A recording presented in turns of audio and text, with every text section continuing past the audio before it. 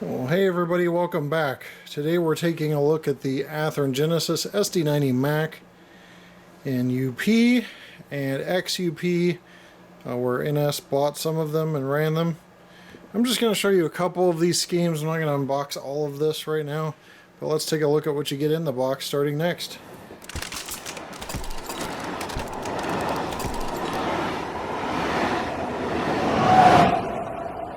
Okay, so slide the cardboard protector, lift the lid.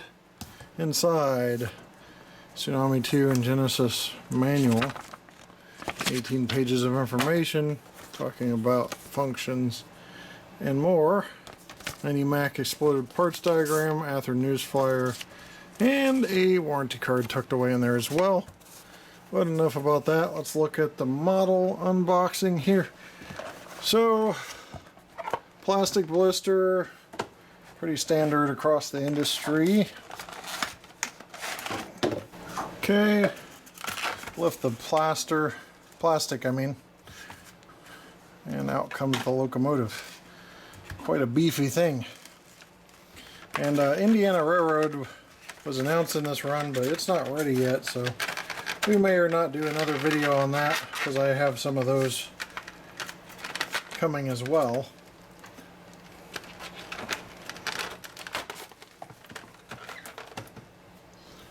Let's get this out. Primed for grime, which this is, just means it's kind of ready to weather.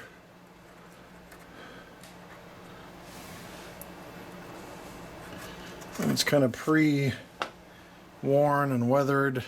The paint's just, good to go for weathering. So you can see, we'll do a 360 on this as we point some features out, that it is all scraped up looking, and that's not by accident. That is intentional. It's coming out looking like all the print and stuff is ready for weathering. So on the front here, you got low mounted ditch lights below the anti-climber. You can see the antenna array on the roof. This is pre-PTC. Little windshield wiper detail, separately applied grabs on the nose, sand filler hatch, LED headlight, number boards here. Also, slightly tinted, it looks like windows. All your side detail, sanding lines, with the trucks down there. Compartment detail. Now, Union Pacific marked out because this is renumbered to an NS, and you can see under the cab number NS there.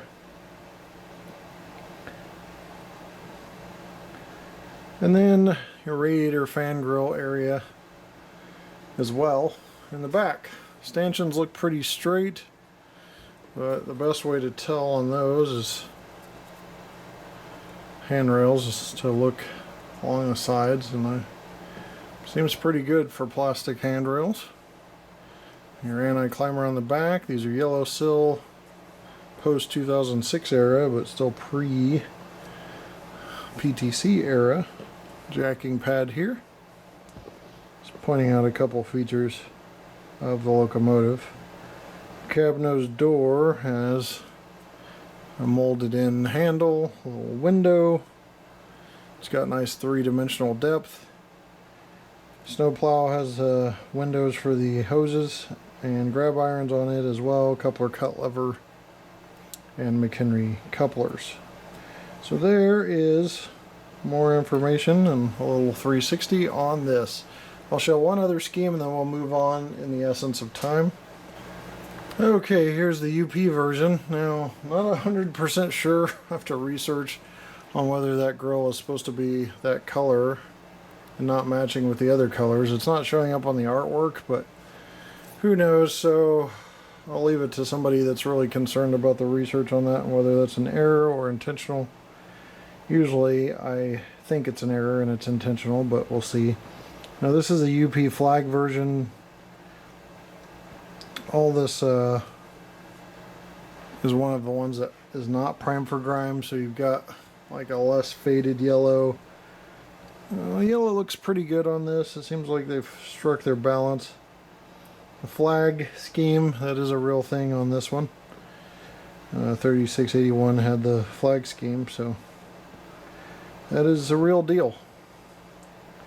So there's a 360 of that. Let's get into operation. Okay, a quick note about the fan grill. I believe that is intentional. I'm seeing it on other people's models, so maybe that locomotive had that on the roof. Cool detail. The second you put these on the track, they start up.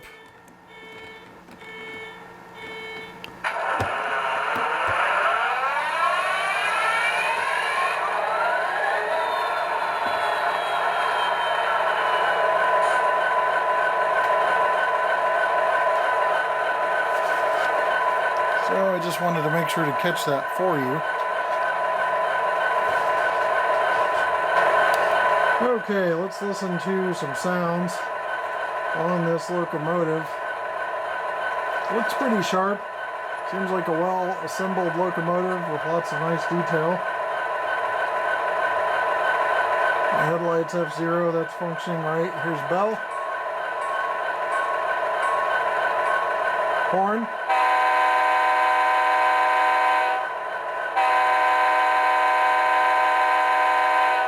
Short horn. Dynamic brakes is F4. Looking really good at moving. Over here the line of the brakes. F5. Handles ditch lights. I'll show you those in a minute. F6. Maybe number boards, I'm not sure, it's too light. F7 is a dimmer. 8's mute, 9 takes the volume to half as an alternate mixer, 10 goes straight to 8. So if you want to hear the prime mover, you can do that.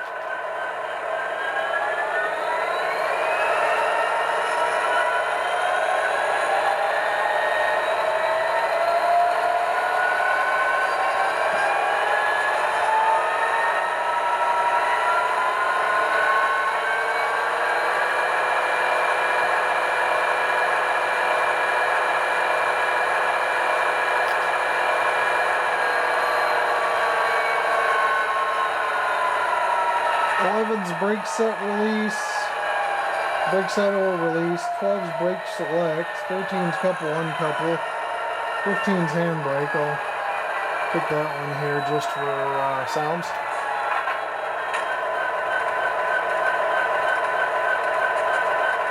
HEP mode 16, and on all the way to 28. A few of them aren't used, including 21, 22, and 28. Well, let's go ahead and move this thing at 1 speed step. Genesis drives are pretty smooth, and this appears to be the case. I'll also check speed control while we're at it here.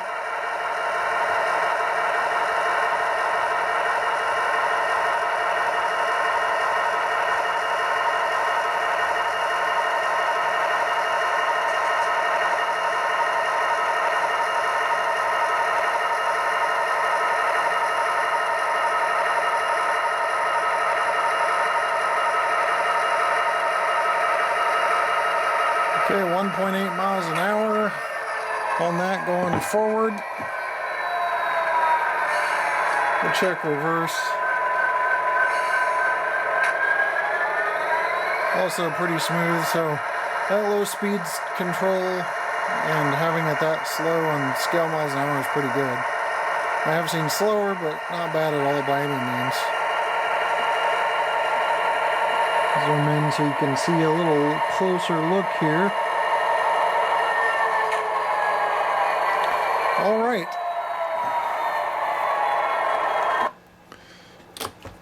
Doesn't look like any capacitor is in there, so there's no continuance of power through a capacitor.